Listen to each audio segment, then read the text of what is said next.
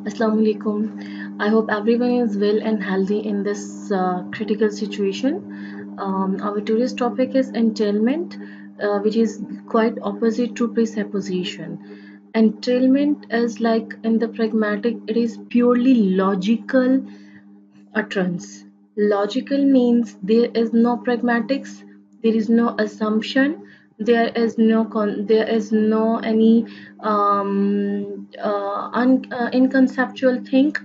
It means the purely logical, conceptual और the true thing. मतलब कि जो भी बात है उसकी कोई रीजन वो लॉजिकल है तो वो है उसमें जो स्पीकर या लिसनर है उसमें वो कुछ अपनी तरफ से एज्यूम नहीं कर सकते जो रियलिटी है सो है like in this example Robert chased 3 squares right बहुत क्लियर है कि रॉबर्ट एज अ पर्सन जिसने पीछा किया है 3 स्क्वेयर्स का सिंपल राइट इसमें जो लिसनर है वो कुछ अज्यूम नहीं कर रहा कि किसका पीछा किया है ऑब्वियसली सेंटेंस इज क्लियर कि स्क्वेरल्स का पीछा किया है देन कितनी का किया है 3 का चेस्ट मीन ये भी पता है उसको सो इसमें कोई अपनी तरफ से एज्यूम करने की बात नहीं है इसमें अपनी तरफ से कुछ सिंबलाइज करने की बात नहीं है इसमें क्लियर कट बात है राइट इसको उसने थोड़ी सी एग्जांपल्स को वेरीफाई किया है it is something chase 3 squirrels means कोई है जिसने 3 स्क्वेरल्स को चेज किया है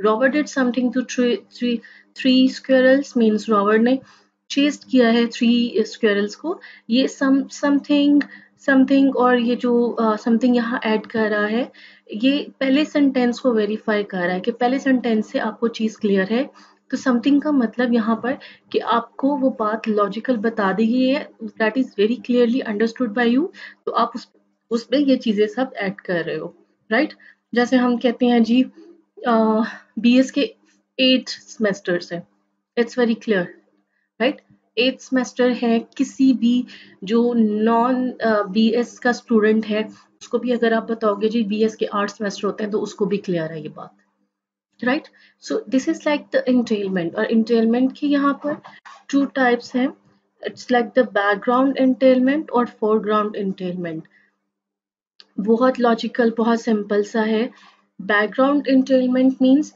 when you have a long और a large number of things for utterances जब एक लंबी स्टोरी आप बता रहे होते हो और वो लंबी स्टोरी लेकिन लॉजिकल हो that is the background entailment और फोरग्राउंड इंटेलमेंट मीन्स चाहे वो एक सेंटेंस है या 2 सेंटेंस है but you are saying something by stress आप उसको स्ट्रेस से फोर्स देकर बात बता रहे हो उसका मीनिंग क्लियर करने के लिए that is foreground entailment right background entailment कोई एक स्टोरी हो सकती है that can be 1 paragraph story 2 paragraph story 3 paragraph stories too right but logical I'm saying this word again and again logical right and conceptual that is background entailment or foreground entailment means when you are saying only one sentence but you are saying with stress that is the foreground entailments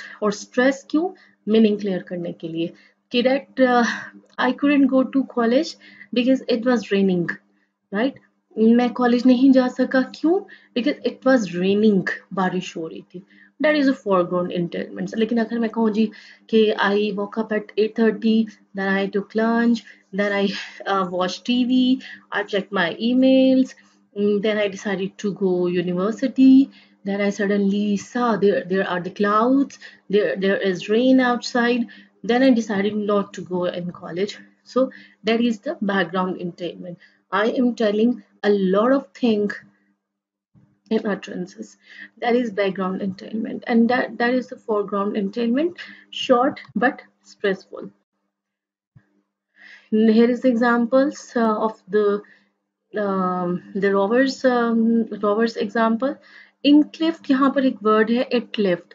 It left means it is like the sentence के आप उसके ऊपर force देने के लिए focus shift के लिए आप समथिंग समवन का वर्ड यूज करते हो लाइक जैसे पीछे एग्जांपल थी रॉबर्ट चेस्ड 3 स्क्वेरल्स उसमें फिर सेकंड में था something chased three squirrels. Then था Robert did something to the squirrels. तो ये something, someone, it is creating a suspense in your mind.